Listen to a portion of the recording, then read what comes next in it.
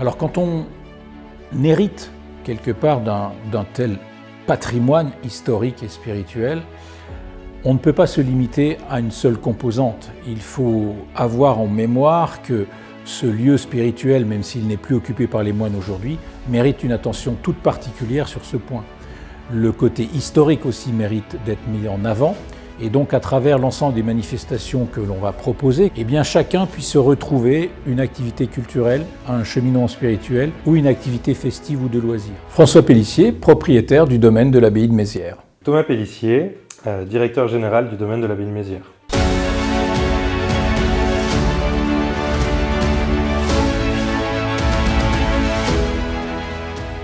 L'aventure a commencé 10 ans auparavant le rachat de l'abbaye, puisque nous avions reconstitué l'étang de Mézières, la forêt de Gergy, le hameau des 40 arpents et la ferme des Gouttières où se sont installés les premiers moines en 1123. Après 10 années de travaux pour reconsolider et réhabiliter ce patrimoine, par le plus grand des hasards, comme la vie réserve parfois, nous sommes passés devant l'abbaye historique et nous avons vu une pancarte qui indiquait qu'une partie était à vendre. En quelques semaines, en fait, il s'avère que 3 grands composantes de l'abbaye ont été à vendre avec 3 propriétaires différents et nous avons acquis le palais abbatial, ce que l'on appelait le château, qui était l'ancien emplacement du monastère, et la ferme de l'abbaye.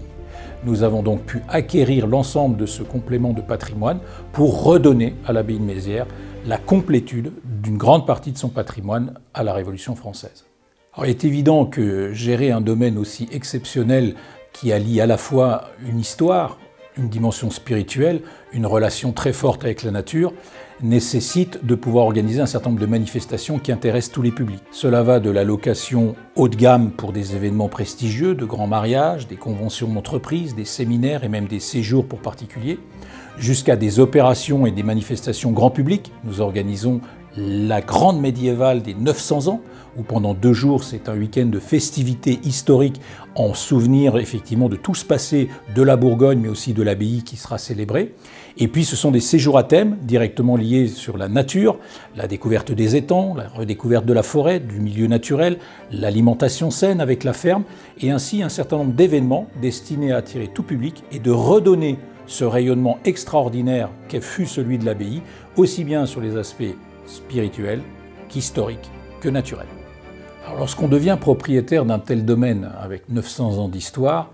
il est évident qu'engager la réhabilitation d'un domaine comme celui-là nécessite de se remettre dans les pas de l'histoire. Comment avait été construit et comment fonctionnait ce monastère? Où étaient les bâtiments qui ont été détruits après la Révolution française? Comment vivaient les moines dans cet ensemble? Nous avons donc pris la responsabilité d'engager des chercheurs, des archéologues, des historiens de haut niveau de l'Université de Bourgogne avec lesquels nous avons collaboré pour essayer de comprendre et de retrouver des traces dans le sous-sol pour nous aider à édifier ou du moins à connaître effectivement où était l'emplacement de ce monastère et comment les moines y vivaient. À travers des échographies du sous-sol par voie électromagnétique, à travers des fouilles archéologiques, nous avons ainsi pu retracer et redéfinir précisément les limites du monastère et le fonctionnement de l'ensemble de cet édifice. Ce fut une aventure passionnante, une véritable recherche, une enquête, si je puis dire, historique. Nous avons pu réenchanter l'église abbatiale en reconstituant les 18 piliers qui supportaient effectivement tout l'édifice, reconstruire un calvaire dans le chœur, réinstaller effectivement le clocheton sur lequel 2 cloches historiques qui nous ont été léguées ont pu être réinstallées, et la statue de la Vierge Marie qui a trouvé sa place dans une petite niche dans son jardin à côté du chœur. Et c'est ainsi que lors des médiévales, avec la présence de Monseigneur Rivière, l'évêque d'Autun, nous avons pu en procession venir inaugurer cet espace, bénir effectivement l'ensemble du domaine et ce crucifix, ces cloches et cette statue pour redonner à l'église abbatiale son image d'antan et le côté spirituel de cet édifice extraordinaire.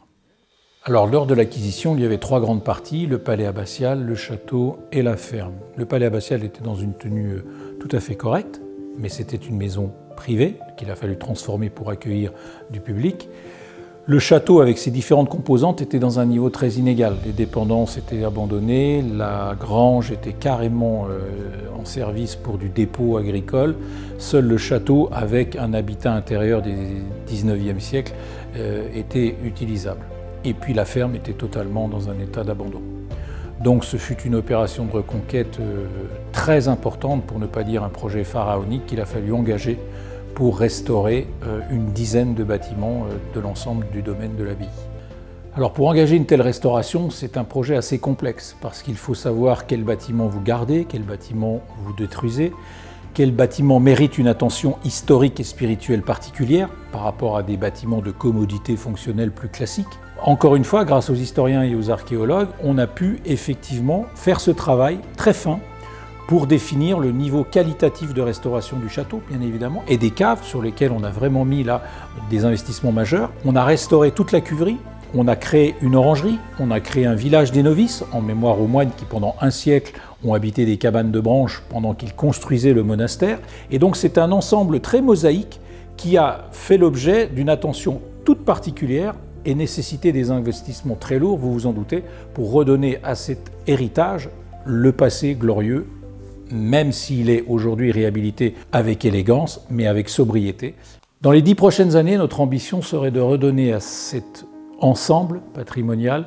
le rayonnement qu'il avait au temps du Moyen-Âge, à travers un ensemble d'activités liées à la réflexion, à l'avenir, au vivre ensemble. À titre d'exemple, quand on passe de penser l'avenir, nous aimerions organiser quelques colloques sur les sciences de la vie, sciences de la matière, sciences de l'homme, organiser un symposium sur l'intelligence artificielle par exemple, qui va complètement bouleverser les sociétés dans les années à venir, à travers aussi l'accueil de jeunes, à travers les allumeurs d'étoiles que nous avons créés pour accompagner des jeunes porteurs de projets ou en réinsertion, qu'ils trouvent dans ces murs et dans ce millénaire, avec les quelques années qui viendront demain, de quoi construire leur propre avenir, construire leur personnalité et bâtir un projet d'avenir pour chacun d'entre nous. Organiser des réflexions également au niveau politique, théologique et philosophique, au niveau artistique, concerts de musique, théâtre et cinéma, sculpture, peinture, l'ensemble du monde des arts et de la culture, puisque Dieu sait si le courant chrétien a amené un certain nombre d'œuvres aujourd'hui irréfutables dans ces domaines-là. Eh bien, c'est à la fois à travers toutes ces composantes qu'on peut arriver à retrouver en fait une aspiration complète au niveau du développement humain et spirituel et historique. Les arts, la technologie, la culture, pour construire demain, tous ensemble, une société de justice, d'équité, de charité et de développement culturel. Bien évidemment, en complément de ces manifestations qui sont organisées directement par l'équipe du domaine, nous avons voulu élargir à l'ensemble des forces vives du territoire ce fameux projet en créant une association qui s'appelle Adam, Animation du domaine de l'abbaye de Mézières, qui regroupe plusieurs dizaines de bénévoles et dont l'objectif va être de promouvoir l'ensemble des activités de la ferme agricole biodynamique, de l'espace forestier de 700 hectares qui permet à travers des sentiers sylvothérapie, des parcours VTT, des tirs à l'arc et un ensemble de parcours découvertes pour les enfants, de véritablement donner une image d'approche totalement globale du domaine dans une dimension à la fois technologique, à la fois culturelle et à la fois naturelle. L'idée du vignoble du domaine de l'abbaye de Mézières s'inscrit dans une ferme en polyculture élevage. Il faut savoir que oui, les moines avaient des vignes, mais aussi des fermes, des moulins, des exploitations agricoles. Et l'idée du domaine de l'abbaye de Mézières, c'est de pouvoir proposer et de pouvoir démontrer qu'avec 20 hectares de terre en biodynamie, on peut faire vivre 150 à 200 personnes. Donc la vigne, en fait, elle prend racine dans un projet aussi historique de réhabilitation, de clin d'œil au passé des moines de l'abbaye de Mézières, mais aussi dans un projet d'agronomie, parce qu'en 1125, les premiers moines de l'abbaye de Mézières sont arrivés là où on a développé la ferme, avant de venir construire l'abbaye de Mézières. Donc on a planté maraîchage, verger, on a du bétail et de la vigne pour pouvoir faire du vin. C'est donc ce cocktail qu'il nous faut arriver à maîtriser au fil des prochaines années pour que cette abbaye, comme c'était le cas au niveau historique, puisse assumer des fonctions de développement économique territorial, puisse assumer l'ouverture à tous, comme c'était le cas des moines qui pratiquaient l'aumône, puisse avoir un relais important en termes d'influence sur son territoire et puisse participer à l'avenir et au destin des hommes et des femmes qui vivent en Saône-et-Loire, au cœur de la région Bourgogne.